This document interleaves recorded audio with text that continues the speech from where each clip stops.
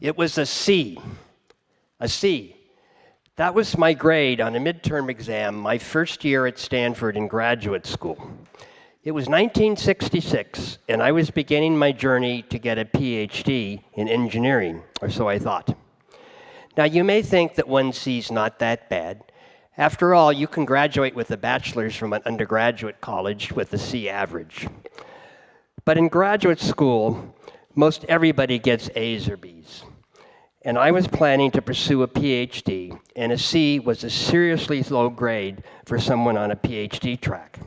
To be accepted by a thesis advisor, to be admitted to take the PhD qualifying exam, and to keep my fellowship, I needed to obtain at least half A's and half B's, and no C's. I was worried, to put it mildly. Now, before I tell you what happened in that course, I want to ask you, how do you know when the way you are doing something is a mistake, and you should consider changing the way you're doing that? Sometimes there's an event in life that gives you a slap in the face and says, you better not keep doing this.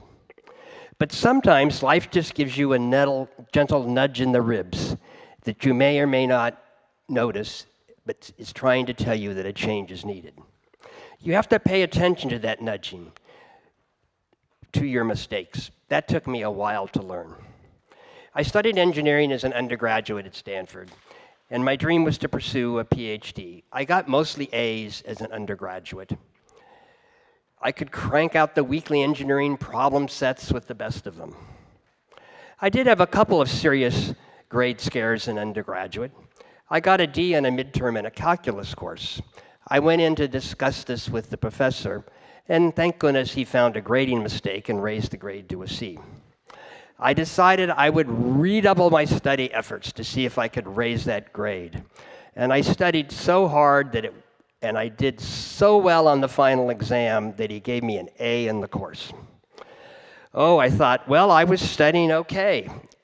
I didn't need to change the way I was studying. I didn't notice that nudge in the ribs from this low midterm grade experience.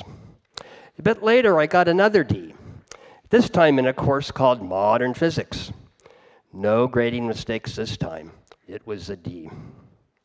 Once again, I redoubled my study effort, but the best I could do was to raise that grade to a C in the final. I just chalked this up as a fluke and saw no reason to re-examine my study habits. I just didn't think about that stronger poke in the ribs of this D that I eventually raised to a C.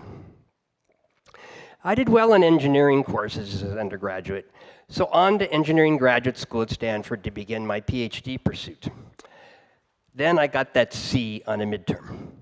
I was performing way below expectations, and my PhD pursuit was in danger. What to do? At first, I thought I could just redouble my study effort, as I had done as an undergraduate. But there was more at stake here. What if I just did get a C in that course? What if I got more C's? I'd have to give up that PhD that was my dream.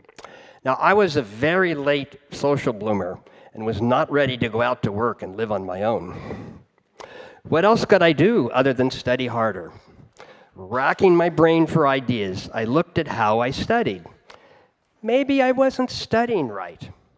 My study approach for exams had been to go through my class notes 3 times and go through the textbook 3 times. This way, I thought for sure I knew the material. But as I thought about my studying, I began to realize that going through the material 3 times to know it smacked of memorizing. Maybe this let me remember what a concept was, but maybe I didn't really understand why it was the way it was. Finally, I paid attention to what was now a punch in the ribs about my study habits and decided I needed a deeper understanding for the advanced topics at graduate level.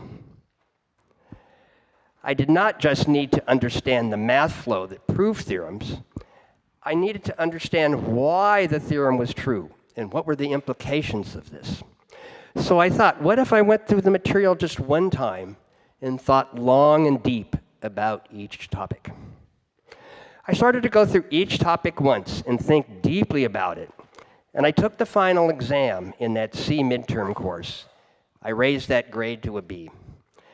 And I got A's in all my other courses. I was so happy I did not have to abandon my PhD pursuit. This new approach to spend time understanding each and every problem stood me well in further graduate school and in my working career. I went on to complete a PhD at Harvard, and once finally on the job, I became a sought-out analyst.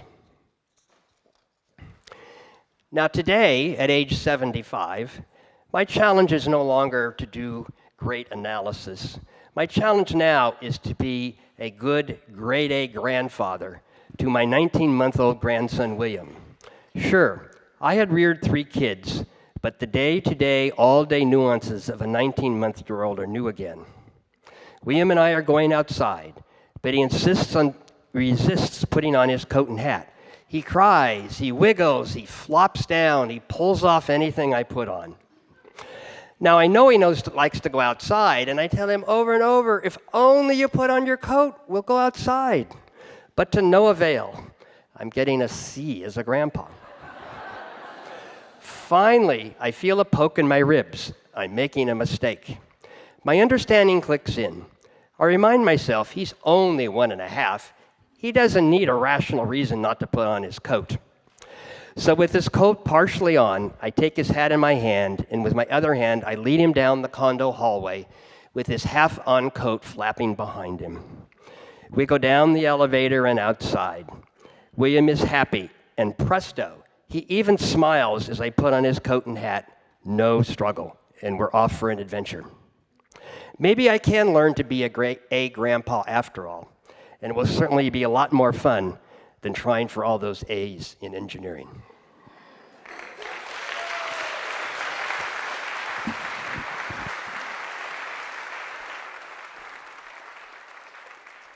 Thank you, Jim.